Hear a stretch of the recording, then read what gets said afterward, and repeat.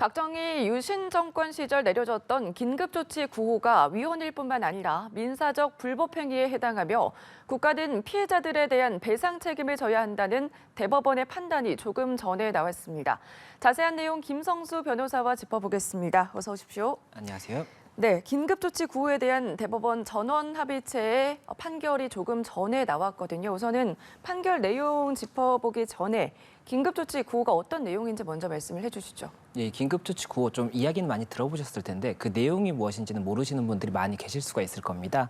조금 간단하게 설명을 드리자면 1972년에 헌법이 개헌이 됩니다. 그 개헌된 헌법을 유신헌법이라고 했었는데 이 유신헌법 53조에 의해서 긴급조치를 대통령이 발령할 수가 있게 돼 있었고 이 법에 근거해서 1975년에 긴급조치가 발령이 됐습니다. 그리고 그 내용이 이제 이 유신헌법에 대해서 반대하거나 이 부분이 어떠한 좀 변경이 필요하다 이렇게 조금 비방을 하는 그런 주장을 하거나 선동하는 행위에 대해서 처벌을 할 수 있도록 하고 그 처벌의 양이 징역 1년 이상 징역형을 선고할 수 있는 그런 규정이 있었거든요. 예. 그렇다 보니까는 이 긴급조치가 헌법에 위배되는 것이다.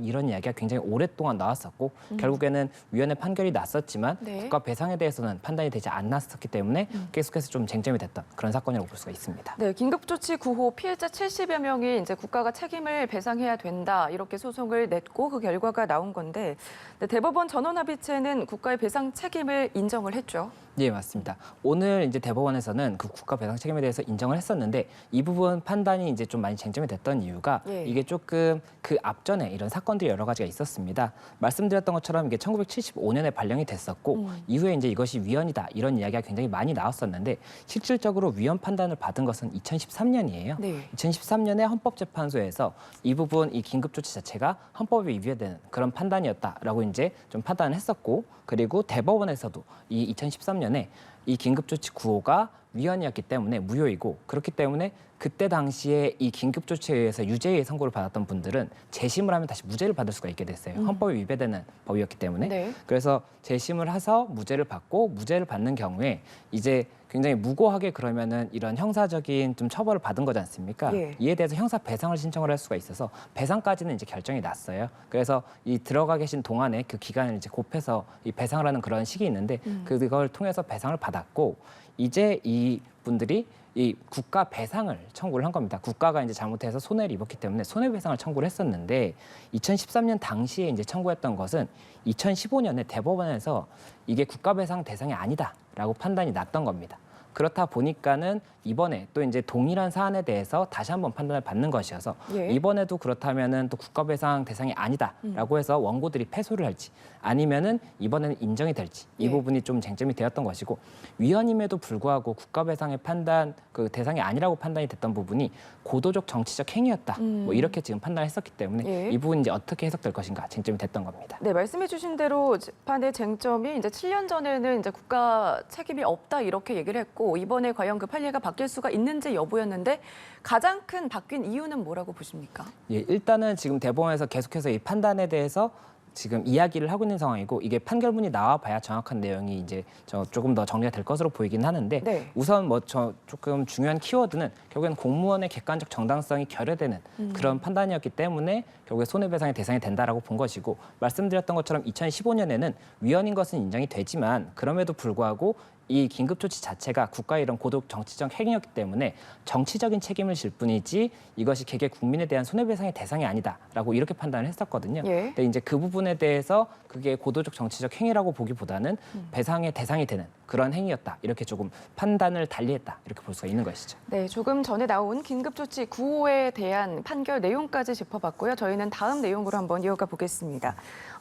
이전에도 저희가 이제 보도해드린 바가 있는데 제주행 항공기 내에서 이제 우는 아기 부모에게 이제 침을 뱉고 욕설을 했던 40대 남성이 구속이 됐거든요. 어떤 혐의가 적용이 된 거죠? 예, 우선 사실관계를 조금 설명을 드리자면 네. 이게 지난 14일입니다. 그러니까 8월 14일 오후 4시경에 김포공항에서 출발해서 제주도로 가는 비행기 안에서 이 한 남성이 아이를 이제 같이 탄 그 부부에 대해서 고성을 하면서 뭐 이런 조금 굉장히 비난을 하는 겁니다. 네. 그런데 그 내용이 조금 자극적이다 보니까는 많은 좀 이슈가 됐던 사건인데 뭐 그 대화 내용을 조금 뭐 간략히 말씀을 드리면 뭐 자신이 없으면 애를 낳지 마라든지 뭐 이런 좀 자극적인 말이 있었기 때문에 더 많은 관심을 받았던 사건이고 이에 대해서 이 남성이 이제 어떻게 처벌될 것이냐 이런 것들이 이제 많은 관심을 받았었는데 네. 결국에는 29일 어제 이제 구속영장이 발부가 됐고 혐의에 대해서는 항공보안법 위반 이 두 가지 혐의를 지금 좀 적용하는 것으로 보인다 이런 이야기가 나오고 있어서 이에 대해서도 어떤 죄명이냐 이런 것들이 좀 관심을 받고 있는 상황입니다.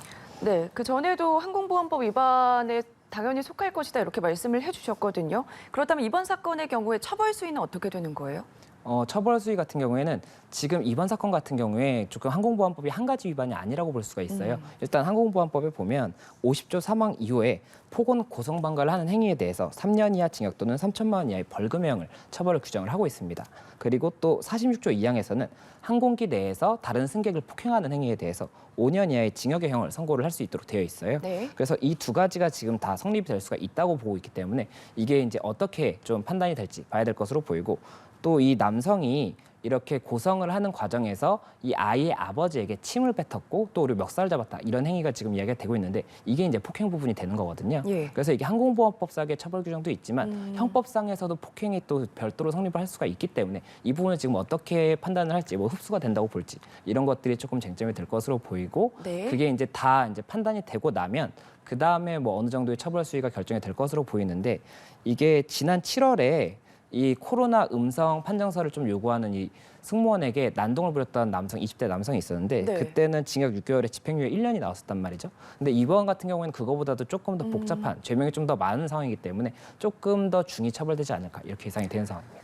네, 그리고 항공보안법 위반뿐만 아니라 이 아버지에게 마스크를 벗고 침을 뱉었잖아요. 이것도 방역법 위반이 아니냐 이런 얘기도 있었는데 이건 어떻게 보십니까? 예, 이게 감염병 예방법이거든요. 근데 예. 감염병 예방법에 보면 38조 4항에 이 마스크를 벗는 행위에 대해서 10만 원 이하의 과태료의 형을 이제 규정을 하고 있습니다. 그렇다 보니까는 뭐 과태료는 부과할 수가 있겠지만 예. 침을 뱉는 행위에 대해서는 여기 감염병 예방법에 따로 있다고 보기가 조금 어렵다 보니까 이 부분은 뭐 별도로 폭행이나 이런 게 성립이 되기 때문에 그 부분을 처벌이 될 가능성이 높을 것으로 보이고 그리고 또 침을 뱉는 행위가 감염병 예방법이 아니라고 하더라도 예. 경범죄 처벌법에도 있어요. 뭐 사람들이 많이 지나다니는 장소나 이런 곳에서 침을 뱉으면 또 10만 원 이하의 벌금이나 과료, 뭐 구류 이런 거를 처할 수가 있기 때문에 네. 그 부분에 대해서도 검토는 될 것으로 보입니다. 알겠습니다. 다음 사건도 짚어보겠는데요. 굉장히 좀 안타까운 사건이에요. 부천에 있는 한 마트에서 일하던 남성, 30대 남성이 뇌출혈로 사망하는 사건이 있었습니다. 업무 강도가 굉장히 보니까 높더라고요. 네, 맞습니다. 이게 굉장히 좀 안타까운 소식인데 이제 2020년 4월 정도에 이 한 남성이 이제 코피가 막 나는 겁니다. 코피가 막 나서 뭐 예전에도 코피가 몇 차례 나기는 했었는데 예. 그날따라 이 코피가 지혈을 해도 멈추지가 않아서 병원에 갔어요. 병원에 갔는데 거기서도 이제 뭐 진료를 받고 조금 더 큰 병원에 가보라고 해서 추가 진료까지 보고 왔는데 그 과정에서 이제 출근을 못 하니까는 이 마트에서는 해고가 됩니다. 그 이후에 이제 남성의 아내가 근로복지공단의 처분에 대해서 행정소송을 냈고 대법원에서는 이제 아내 편을 산재를 인정하기로 한 거거든요. 판결 내용 먼저 말씀해 주시죠. 예, 그 이제 아내가 남편이 사망을 하고 나서 이게 업무상 재해다라고 해서 그 유족급여라는 것을 청구를 하게 됩니다. 근데 네. 유족급여 및 장의비를 청구를 했는데 근로복지공단에서는 이게 업무상 이 인과관계가 조금 인정되지 않는다고 해서 인정을 안 해줬거든요. 그래서 이 판단에 대해서 이제 법원에 이제 소송을 제기해서 이것이 유족급여 이제 청구 대상이다 이렇게 판단을 받게 된 거죠. 그래서 네. 그 판단을 받게 되면서 법원에서 했던 부분은 이게 결국에는 사망 1을 해고되고 사망까지 엿새 정도 이제 기간이 있었는데 이런 것들을 봤을 때 업무가 굉장히 과중했다는 점에 대해서는 뭐 양측 다 다툼이 없고 이 과중함에 대해서 인과관계가 문제가 되는 것인데 이 엿새의 기간 동안 이렇게 발생을 했다고 한다면 이 부분은 충분히 재해로 인정될 수 있다 이렇게 봐서 지금 법원에서는 일단 승소 판결을 한 것이고 이에 대해서 이제 어떻게 조금 더 추가적인 결론이 날지 이건 조금 더 귀추가 지목되는 상황입니다. 네, 지켜봐야 될 것 같습니다. 그리고 조금 전에 브리핑 내용 변호사님께서도 함께 보고 오셨습니다. 21년 만에 이제 검거가 된 상황이고요. 사건 개요 자세하게 들어볼 수가 있었는데 어떻게 보셨습니까? 예, 일단은 예, 이렇게 좀 되게 여러 가지 얘기가 있었는데 네. 이제 오늘 브리핑으로 이 검거 과정이라든지 이 당시의 사건 과정 이런 것들이 조금 더 명확하게 나타난 것으로 보입니다. 그리고 지금 현재 쟁점이 될 것으로 보이는 것은 강도 살인죄만 공소시효가 남아있기 때문에 처벌이 될 수가 있어요. 뭐 차량 절도라든지 권총을 탈취하기 위해서 뭐 경찰관을 뭐 충돌했다든지 이런 부분들은 공소시효가 지났기 때문에 예. 처벌의 대상이 되기가 어려울 겁니다. 그렇기 때문에 강도 살인죄에 대해서 처벌이 되는 것인데 공범으로 아마 두 사람 다 처벌은 될 것으로 보이지만 주범이냐 아니냐에 따라서 이 처벌의 수위가 조금 달라질 수가 있거든요. 예. 그렇다 보니까는 지금 이 신상 공개 대상이 됐고 이제 신상 공개가 된 이정학과 이승만이 있고 이정학이 이제 손수건에서 DNA가 검출된 자인데 예. 이정학은 이승만이 이 살인 행위를 직접적으로 했다라고 이야기를 하고 있고 아마 이승만은 반대로 이야기를 하고 있겠죠. 그러니까 네. 지금 경찰에서 신빙성이 이정학 쪽이 좀 더 있는 것 같다 이렇게 이야기를 하고 있는데 결국 이 부분에 대해서는 지금 원래도 증거가 없었기 때문에 범인까지도 못 잡았던 사건이지 않습니까? 네. 둘 중에 누가 이 살인 행위를 직접적으로 한 주범인지 이 부분에 대해서 뭐 여러 가지 다양한 조금 더 증거가 나와야 될 것으로 보이고 그 증거가 명확하지 않다고 한다면 주범을 찾을 수 없기 때문에 결국 조금 사건이 또 난항에 빠질 수 있지 않나 이런 좀 걱정이 되는 그런 상황으로 보입니다. 네, 브리핑에서도 보신 것처럼 이 범행의 잔인성을 고려해서 피의자들의 이제 신상을 공개하겠다 이렇게 얘기를 결론을 냈거든요. 이 부분은 어떻게 보셨습니까? 예, 이게 신상 공개 관련해서는 특정 강력 범죄법이라는 것이 있고 예. 이 8조의 1항에 이 요건이 있습니다. 이 요건에 대해서는 이 범행의 수법이 잔인하고 그리고 중대한 피해가 있을 것, 그리고 죄를 범했다는 의심이 명확할 것, 그리고 이 부분 관련해서 이 공익적인 목적이 있을 것 이런 부분들이 요건이 있는데 이 요건에 관해서 일단은 위원회가 열려서 이 부분 심사를 했고 심사 결과 이 부분 이제 굉장히 많은 관심을 받고 있기도 하고 또 굉장히 좀 잔인한 수법이 많았지 않습니까? 그렇기 때문에 공개가 된 것으로 보여서 이 부분 좀 적절하지 않았나 생각이 됩니다. 네, 이게 장기 미제 사건이었기 때문에 21년 만에 용의자 2명을 검거하게 된 거잖아요. 그렇기 때문에 시간이 21년이라는 시간이 지나서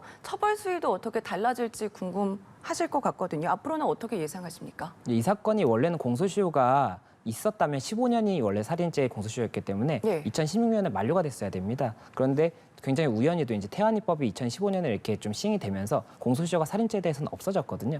그래서 지금 이렇게 검거가 가능했던 것이고 처벌이 가능한 상황이고 이 부분 관련해서 이제 뭐 법관이 나중에는 이 판단 수위를 정하겠지만 이 굉장히 조금 치밀한 범행이었던 부분. 그리고 굉장히 도주를 하는 과정에 있어서도 뭐 지문을 닦아서 차에서 지문이 나오지 않는다든지 여러 가지 부분이 있었지 않습니까? 네. 그런 부분들은 굉장히 불리한 양형이라고 볼 수가 있거든요. 양형 사유가 되기 때문에 아무래도 강도살인죄가 형법 338조에 사형 또는 무기의 형에 이제 처할 수가 있게 돼 있기 때문에 무기징역 이상의 형이 좀 예상되고 있지 않나 이렇게 네. 이야기가 나오고 있는 상황입니다. 이게 장기 미제 사건이었고 지금도 남아있는 장기 미제 사건이 많이 있잖아요. 근데 이번에도 손수건에서 DNA가 이제 발견이 된 상황이었는데 지금 기술력으로 봤을 때는 남아있는 장기 미제 사건에도 큰 영향을 미칠 것 같은데 이 부분은 어떻게 보십니까? 예, 이번 사건만이 아니라 DNA나 이런 좀 감정 기술이 발달을 하면서 이렇게 진범이 드러났던 게 화성 연쇄살인 사건도 있었죠. 예. 그리고 앞으로는 이런 기술이 조금 더 발전을 할 겁니다. 그리고 지금 공소시효가 살인죄에 대해서는 없다고 말씀을 드렸지 않습니까? 그렇기 때문에 그 과거의 증거에서도 또 어떤 증거가 나올 수 있을지 알 수가 없기 때문에 향후에는 조금 더 많은 미제 사건들이 이렇게 조금 진범이 밝혀지지 않을까 이런 좀 예상이 되고 있는 상황이 아닌가 생각이 됩니다. 네, 알겠습니다. 국민은행 살인 사건과 관련된 브리핑까지 함께 듣고 오셨고요. 지금까지 김성수 변호사와 함께했습니다. 고맙습니다. 고맙습니다.